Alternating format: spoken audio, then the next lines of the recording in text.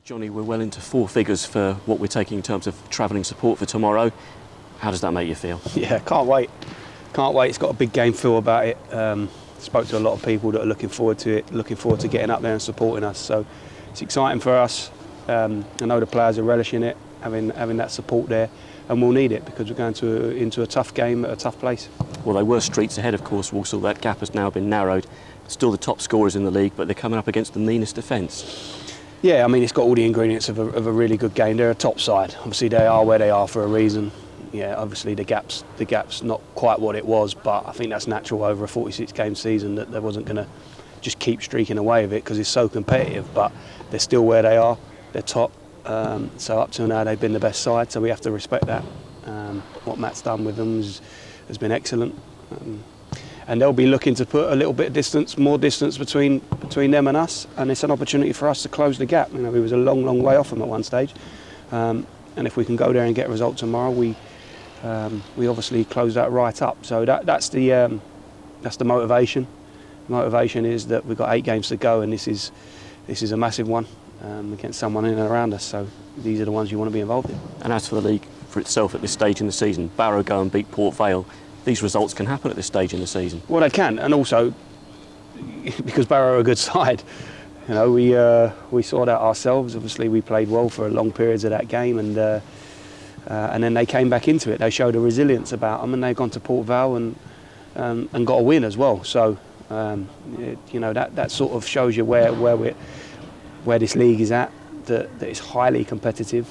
That anyone can compete on their day, and I still think in these 8 games, you know, you're going to see teams dropping points. You know, obviously we've dropped points recently, and then you see the stat that out of the top 6 over the last 4 games, we've picked up the most points. So we're not doing so bad. You know, we're right in and amongst it, and we've got a great opportunity, and we're confident that we can go to these places and compete with these teams. We've shown it time and again. So.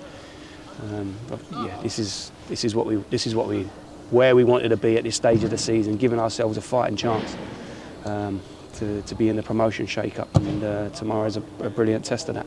Turning to the team news, Omar's back from international duty. How is he?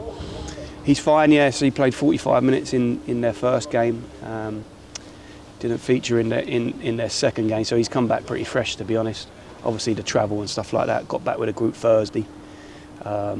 So that takes its toll. So we'll have a look at that and decide what we do with him. But obviously he comes back into our thoughts, i.e. does he start or do we use him? But he'll certainly be part of the travelling squad. Sam Hutchinson had to come off last week. How is he?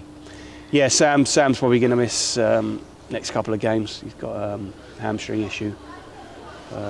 Disappointing, obviously, because he got himself back in the team after his previous knock and was doing well. So.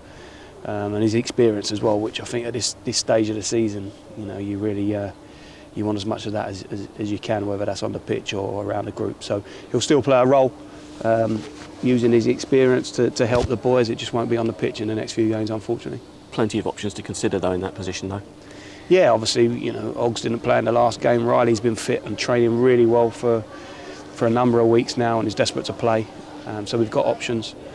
James Ball has obviously played back there. He's going to travel with a group as well. So there's people that can obviously fill that hole that Sam leaves. So we'll think about that one closely and go with what we think's best. James Tilley, of course, he had a problem with his thigh going into last week's game. Got through the game, had to come off. How is he?